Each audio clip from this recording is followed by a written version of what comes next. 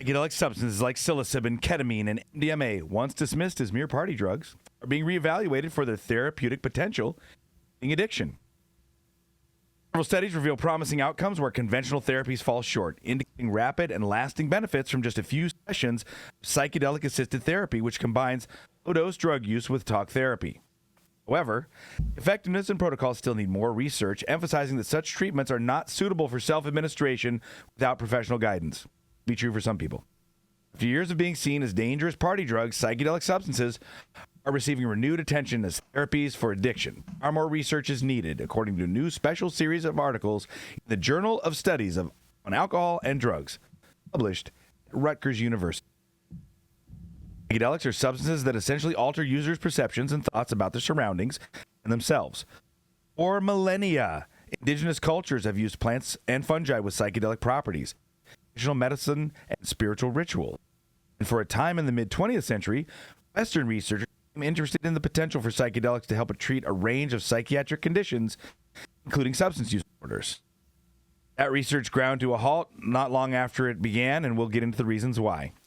Things have shifted more in recent years. Drugs such as psilocybin, ketamine, and MDMA are under study again in what researchers call psychedelic-assisted therapy. In a nutshell, drug doses are given under medical supervision in combination with conventional talk therapy. As the JSAD series highlights, a collection of small clinical trials have tested this for helping people with alcohol dependence, opioid addiction, and other substance use disorders. There have been promising results suggesting the approach can lead to higher abstinence rates than conventional therapy alone. What really stands out is how fast psychedelic-assisted therapy can work versus the standard approach.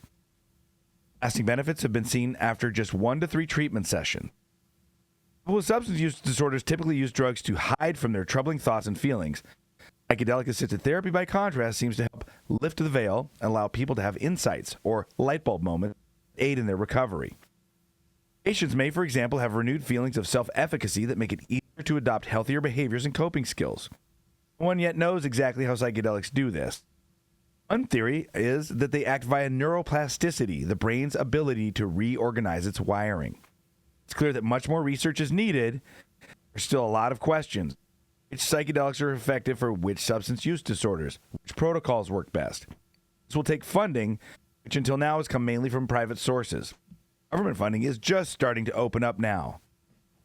Now, people should understand that psychedelics are not a do-yourself treatment for substance abuse or mental health disorders. So the psychotherapy component is crucial. A lot of people have been misled into thinking they can microdose on their own, Morisano said. But you can't wipe the psychotherapy out of this. I just finished this up with a quick editorializing of it's really false.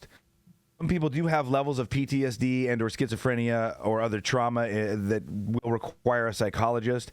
But I myself have seen there is some evidence coming forward that both microdosing and macrodosing without therapy can lead to drastic life changes. I've seen a lot of people doing the Stamets stack, which is niacin, psychedelic mushrooms, and lion's mane mushrooms in a sub-psychedelic dose. Get people off cigarettes, get people off alcohol, etc. A lot of times people are just looking for that little magic feather, something that can alter their consciousness, their day, or their reality just enough, give them the strength to initiate new habits. Secondarily, these drugs were not made illegal just because people were dipping into them recreationally. They were made illegal because the CIA and the government knew that they were actually depatterning people and causing them to not fall for the propaganda and the government lies. And Richard Nixon and his staff have been quoted, and many of his staff members have admitted on their deathbed that these substances were made illegal in order to target the anti-war, the free speech, and the civil rights movements, because in the late 60s, those movements were unifying and actually almost ended the war in Vietnam in 1968. However, because they could not go after these loyal Americans for their legal and lawful exercise of their First Amendment rights, what they did instead was criminalize these drugs, found the DEA, begin the FDA scheduling process. Then they could use the shared cannabis and psychedelic usage of these movements as a tool and a lever to imprison these folks and end that movement. Back to the story. Psychedelics are amazing. think that they cause one to seek a wholeness and a feeling of being okay and being connected to the universe. I think that has a lot to do with the cessation of these substance use disorders. I'm really interested to hear what Jason and my fellow correspondents, what you all have to share about your experiences with these, either yourself or with friends. It's Mathieu St. Germain for the High at 9 News on a Monday. Oh, Matthew, I mean, I'm confused where all this money for these studies are going to be coming from, because the stories that we covered last week or the week before last, all the money had pretty much dried up for all of this, and all these guys that were doing the studies all had egg on their face. Well, that was one study with MAPS and MDMA, but right now there's a plethora of studies both in the U.S. and worldwide, not just for MDMA, and it was very disheartening the way MAPS and Lycos really dropped the ball in the MDMA studies. However, again, there's a ton of other studies. Biggest problem is there is no government funding for it. That's not true, save studies with the VA, so I have to backtrack that. There are some VA studies for veterans of PTSD that have some government funding. For the most part, these studies are going to fall prey to the same, black hole that all studies with the FDA are falling into, which is if they are not a patentable molecule, nobody wants to put up the tens and more of millions of dollars to get something passed through the FDA system that then their competitors will be able to use as well. Exactly.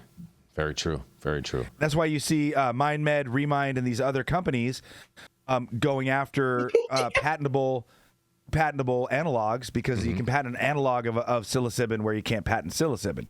Even Lycos, they couldn't patent MDMA. They got a delivery and use patent.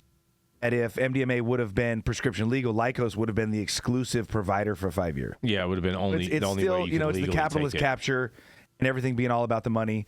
Yarrow's been patiently waiting. What do you got to say, brother? Yarrow has to go to the bathroom or something. He's going to explode. He's having a moment. So here's the thing, right? We've been talking about the promise of these categories of drugs for people for a variety of ailments for way too long. Now, we love to come on this show and talk about how government is really good at messing things up. But government is also really good at taking on big problems. If you need the Panama Canal built, you're probably better off having the government involved. If you want to go to the moon, you might need some NASA. If you want to build freeways across the entire country, you might need the size of the government to get these massive initiatives completed. And so the VA is the largest healthcare provider in the country and would be the large, imperfect, and not necessarily efficient mechanism by which to start to fund these types of things. And government has money. Government prints money. Government just needs to decide what's important with its money. And so if you look at this from a cost-benefit analysis, can we do certain things that would wean people off of other antidepressants or reduce veteran suicides? There is a societal benefit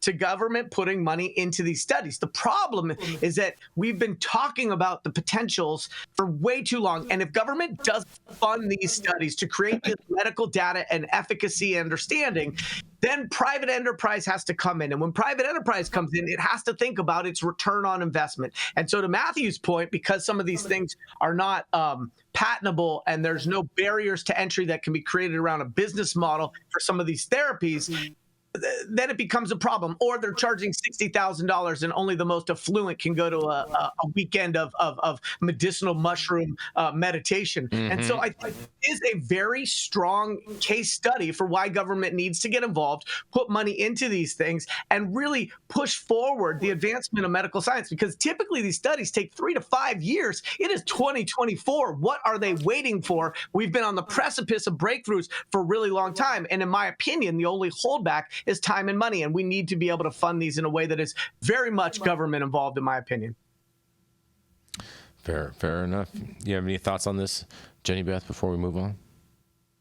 No, not really. I mean, I think that there's been a lot of really good research that's come out of Colorado for a long time. And I think privately funded people who actually care about the work that could be done with this plant-based medicine is going to push it forward. And yes, the VA would be helpful from a funding standpoint, but also please, anybody who's ever worked with the VA or even gone to the VA knows how absolutely ass backwards every bit of that organization is. So I don't think that the VA is going to be our answer here, unfortunately, but yes, it is a pathway for government funding. I've got a really easy way to cut down on service member suicides. Close all the overseas military bases, Stop urging the American public to live in fear of the other. Realize that we are so well armed and funded and separated by the largest oceans and basically uninvadable. Stop sending these service members police other countries and or murder people so that we can steal their resources. All of a sudden, we will see a precipitous drop in veteran suicides. I know it sounds ridiculous because it's literally that easy. I disagree with one of those parts. Mathieu St. Germain is that we are not,